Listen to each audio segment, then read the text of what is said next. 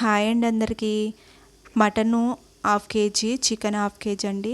మన ఆడవాళ్ళకి ఆదివారం కంపల్సరీ చాలా పని ఉంటుందండి. ఇంటికాడ పిల్లలు ఉంటారు కాబట్టి ఆ రోజే 2-3 కూరలు వండాల్సి వస్తుంది. కాబట్టి నేను మటన్ పొయ్యి మీద వేసినండి. కుక్కర్ పెట్టుకొని ఆయిల్ పోసుకొని ఉల్లిగడ్డ, పచ్చిమిర్చి, అల్లం వెల్లుగడ్డ అండి, అది అల్లం వెల్లిపాయలు గ్రైండ్ చేసుకొని వేసుకున్నా. ఈలోపు నేను బియ్యం కడిగి పక్కన పెట్టేసుకున్నాండి. మటన్ వేసేసుకొని కొంచెం మూత పెట్టేయాలి, పూర్తిగా పెట్టేయదండి. అది ఉడికే లోపు నేను పచ్చిమిర్చి, ఉల్లిగడ్డ కట్ చేసి పెట్టుకున్నాండి. మనం కారం కూడా వేసేసుకున్నా మటన్లో.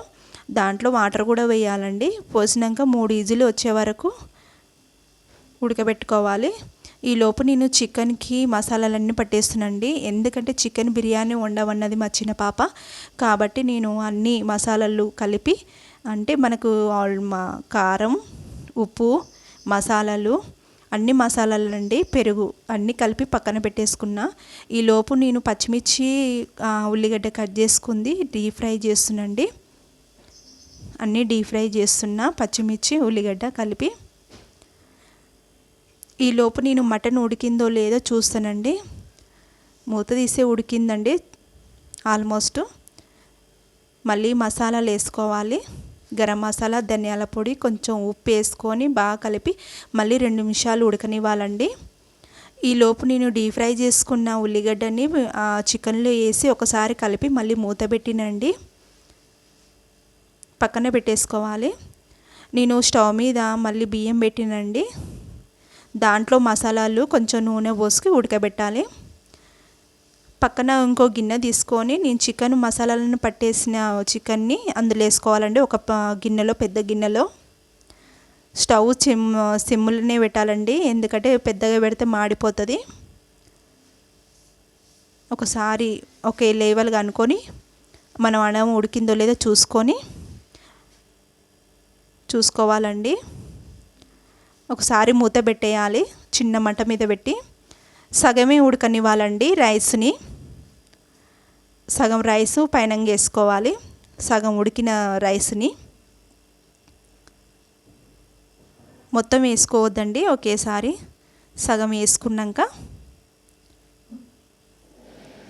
దాంట్లో కొత్తిమీర, ఉల్లిగడ్డ, డీప్ ఫ్రై చేసిన ఉల్లిగడ్డ వేసుకొని మళ్ళీ మిగిలిన రైస్ అంతా దాని మీద వేసుకోవాలండి.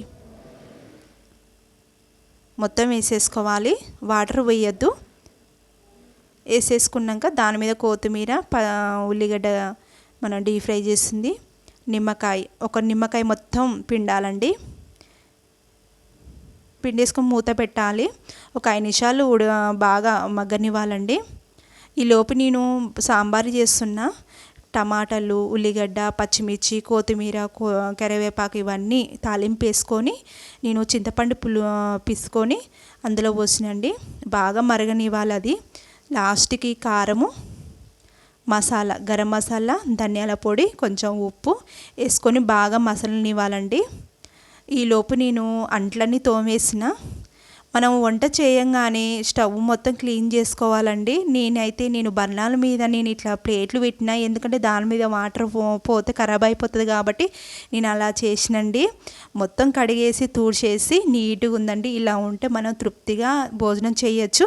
ఫస్ట్ స్టవ్ నీట్గా చేసుకోవాలండి. నేను వండిన వంటలు చూపిస్తా. ఇవన్నీ అండి నేను చేసింది ఈరోజు సండే రోజు. నచ్చితే లైక్ చేయండి.